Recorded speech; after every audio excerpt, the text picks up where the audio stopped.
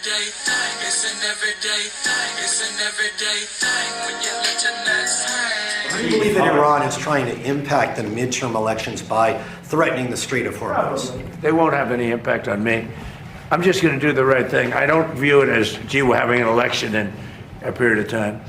You know, everyone says, oh, I'm doing something before. No, the election, I can't think about that having to do with this. So if we left right now, it would take around 20, 25 years to rebuild, but we're not leaving right now.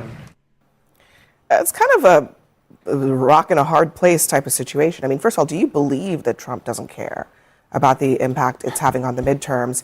And secondly, is he really going to sell a never-ending war to the American people? Everything I know about Donald Trump suggests that he thinks about politics all the time. Of course he thinks about this. He's thought about this from the beginning. He just thought it was going to be a victory for him, like he thought Venezuela would be.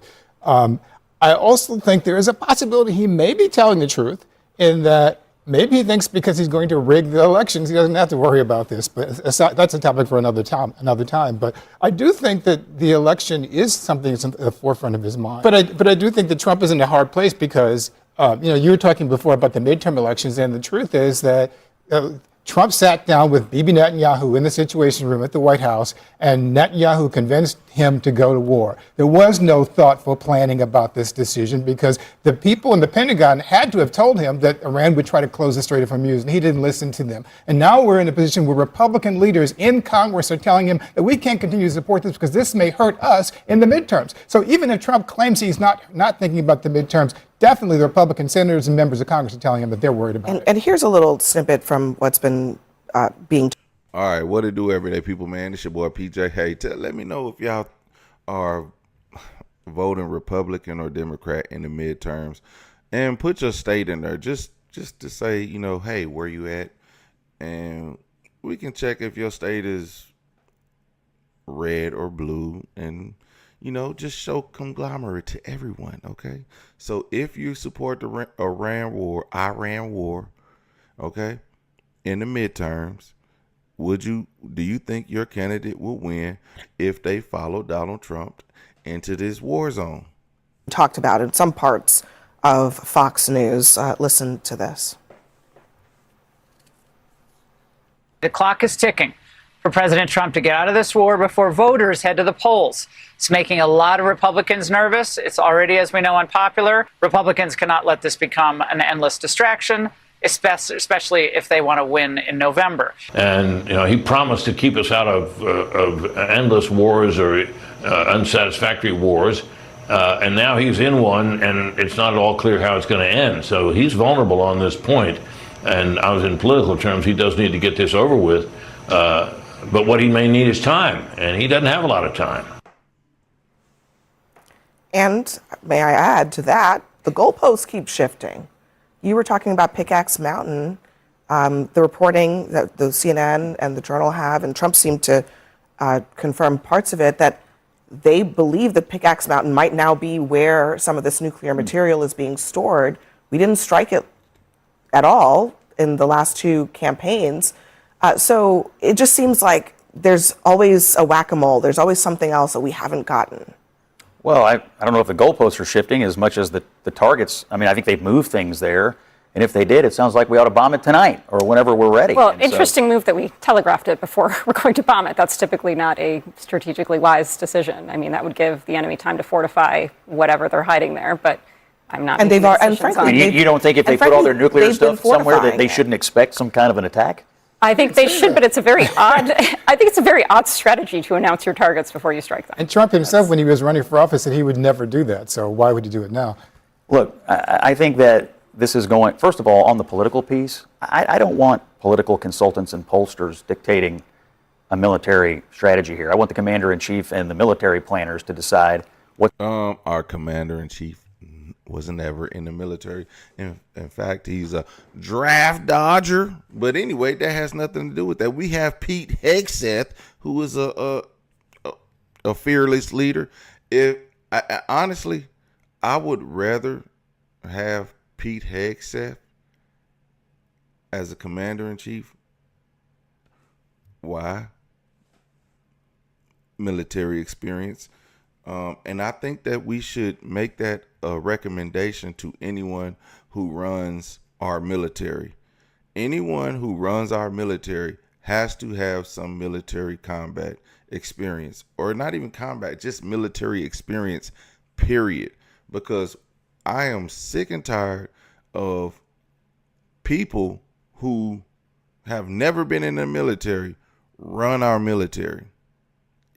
They're not doing a good job. They've never done a good job. And they only are after oil. Every one of our wars have been after oil. So we need to get somebody who's really about their life. Okay? We can't have somebody who's about business, or this is for weapons of mass destruction, and then we end up stealing their oil. I don't want that no more. What's the best and fastest way to achieve our objective, which is stopping Iran from ever getting a nuclear weapon? That's the best politics, is to achieve the objective. There is no other politics other than to win. And the win here is coming to the American people and saying they will not have a nuclear weapon.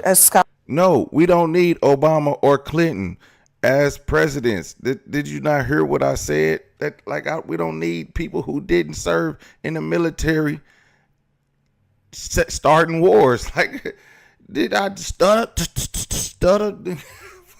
Weirdo. So Obama and Clinton? I just said no president who did not serve in the military. That does not exclude Obama or Clinton. That's why MAGA's head is so stuck on Obama and Clinton. Get their meat out your mouth and you will understand. I said no president that has not served in the U.S. military should not run this country and start wars. It should not happen, especially if you're a draft dodger. Scott, I mean, knowing what you know now, was it a mistake for this administration to launch an all-out war this year against Iran when some of the goals that you've stated, which is deterring their nuclear program, were arguably already met last year? Well, look, I mean, what you're asking effectively is, was it a mistake for the president to get information and see that there was an imminent threat, in his opinion, and not act on it based on politics? No, I don't think he should have done that. I think he should act when he believes there's an imminent threat. What was the imminent threat, really? Well, the imminent threat was we sent our negotiators to talk to Iran, and they told them at the table, as best I recall from the reporting, that they had enough material to build 11 nuclear bombs and intended to do so. But if he's wrong, and they have a missile program to do it. If he's wrong, should he be accountable? Isn't that the question? Like, if you are trusting the commander-in-chief to make a judgment. Okay, why haven't we invaded Korea? First of all, Pamela said Trump wasn't in the military, dumbass. Did anybody say Trump was in the military? First of all,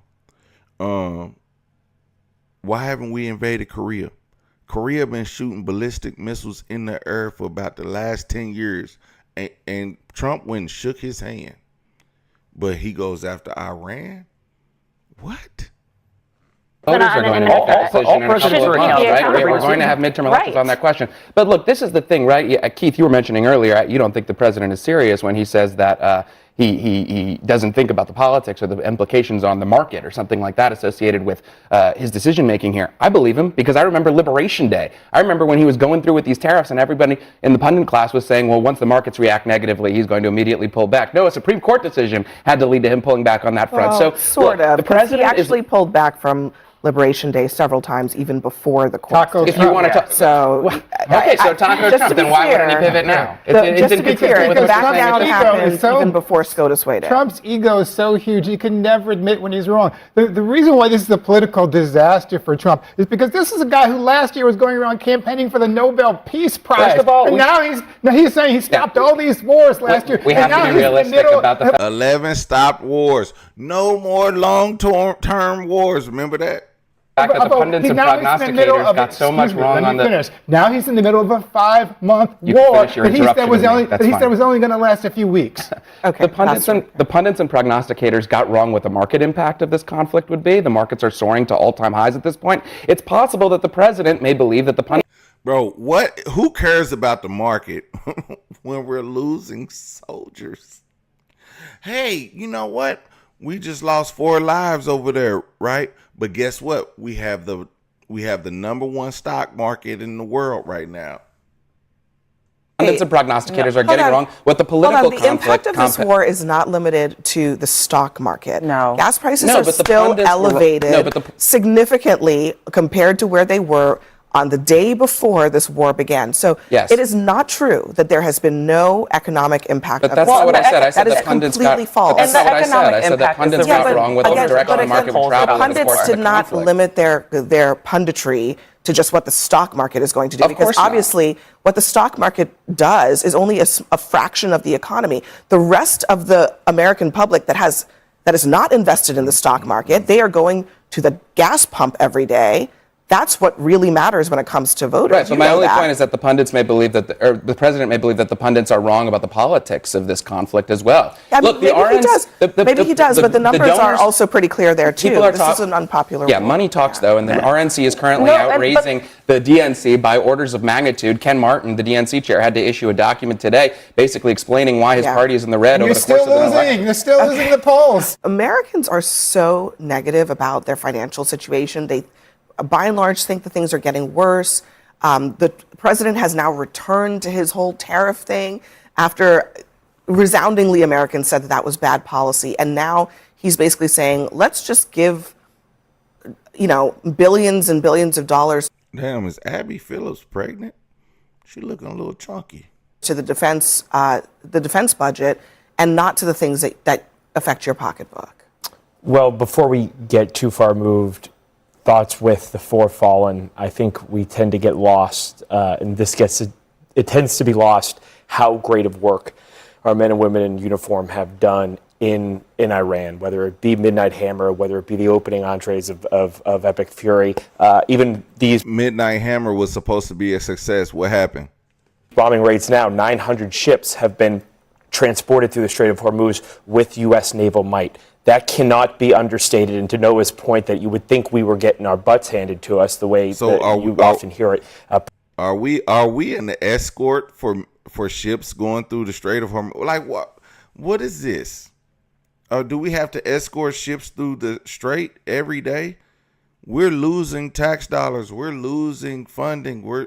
That's why they're asking for another $70-something billion so we can escort ships through the Strait of Hormuz. Like, that's stupid.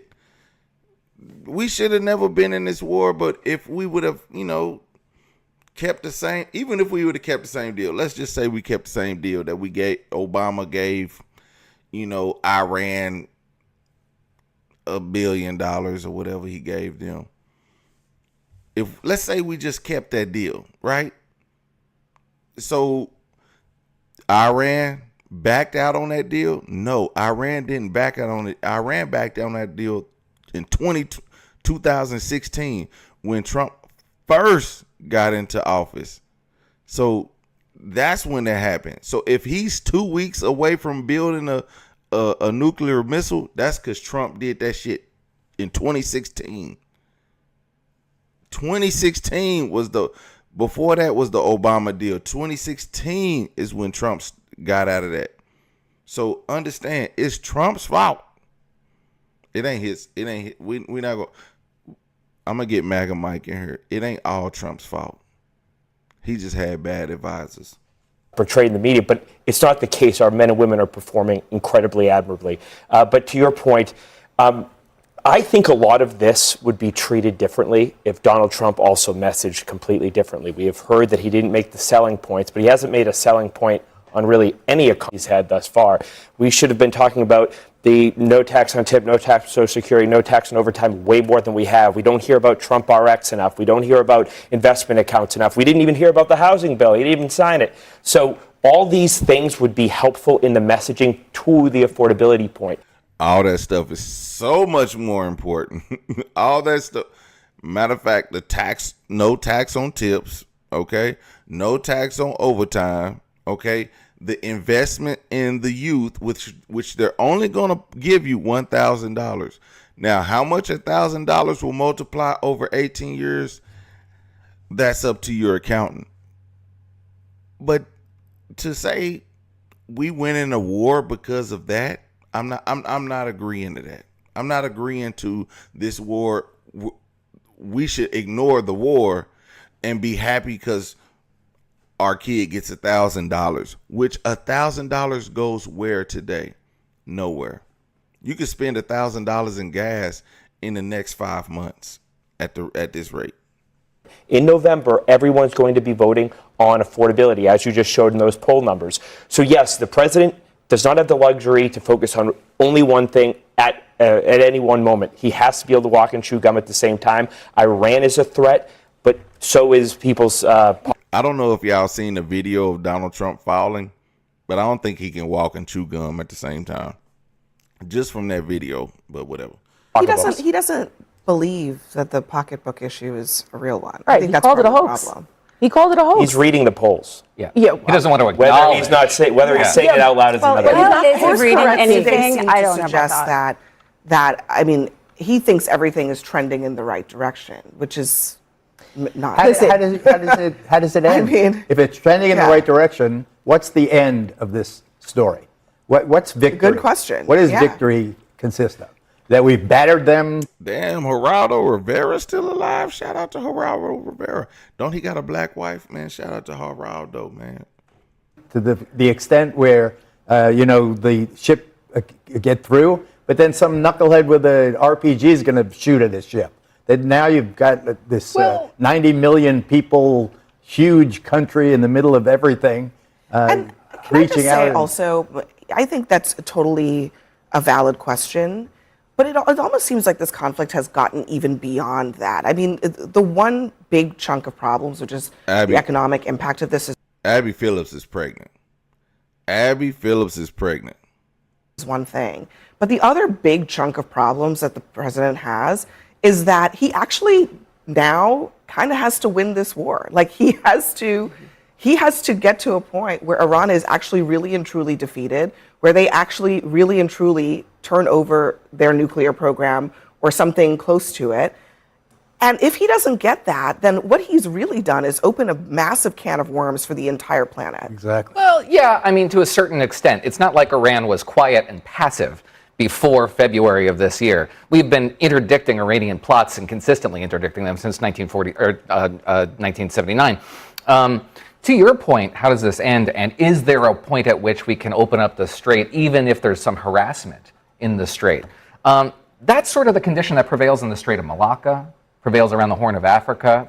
Hey, LeBron is a racist. I mean, he came out with a shirt that says equality. Boy, LeBron could be the biggest racist in the world, according to Trump.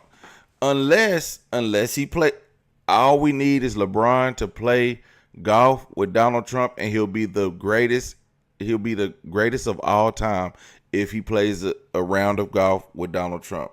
Now, I believe Donald Trump is into gambling, because if he played golf with Michael Jordan, I guarantee you Michael Jordan put a wager on it, and Donald Trump is gambling illegally, and the feds can lock him up for that. Illegal gambling on the golf course with Michael Jordan. Lock both of their asses up. For the last 5 years has prevailed in the Bab el-Mandeb, which we should probably talk about. And those are priced in. Shipping interests and insurers can price that in and reduce the level of threat that are experienced by commercial interests, which is really what's stopping a lot of the traffic in the strait. So the president, to the extent that there is not answering the question. That wasn't an issue before February 20, and that wasn't an issue before February 28th in the Strait of Hormuz. It was. No, not to this extent. It was not. If it weren't, with the no, exception of it was 87 not. and 88, which was worse. Listen, this is all wonderful, but you guys, have you guys met Donald Trump?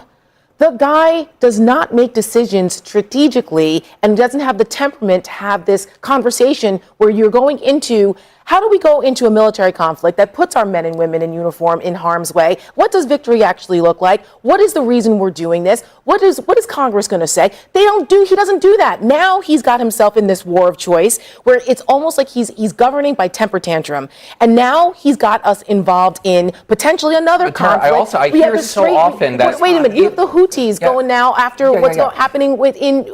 So is the problem that the president doesn't have the patience for this campaign and will slink away at the nearest opportunity? He doesn't have the intelligence beyond the patience, but go ahead. Or Is the problem that he's so headstrong, that he's so aggressive, so hawkish, that he's going to embroil us in a quagmire? He's delusional. He's delusional, and he's lying to the American people. He's trying to convince himself that there's victory on the horizon, and it's not. And that is a problem. One thing we can rule out is the slip away scenario. All right. He's had the opportunity. We put the biggest thing. All right, everyday people, man. Listen, man. The fact of the matter is, Donald Trump is putting the war on the midterms. He's saying the war has to go on, and we have to take over Iran, and we have to keep Republicans in power so that we can have them in Congress to vote on the war, to keep it going so we can rid Iran of weapons of mass destruction. Okay, as far as our poll goes, the poll says nobody's going to change their stance on what's really happening. Nobody is about to change their stance on what's really happening in the war. Nobody's going to change their stance. I wouldn't change my stance either, honestly, because if you supported Donald Trump before, you just got to continue with it. If you don't support him after the war, if you didn't support him before the war, then obviously you don't. Like, it's a no-brainer. But you won't change your stance. Now, if you're changing your stance, 34% said they're changing their stance. 34% just said that after this war, we changing our stance. That's crazy. 34% is enough of us to say, like, this shouldn't happen. It shouldn't have happened, man.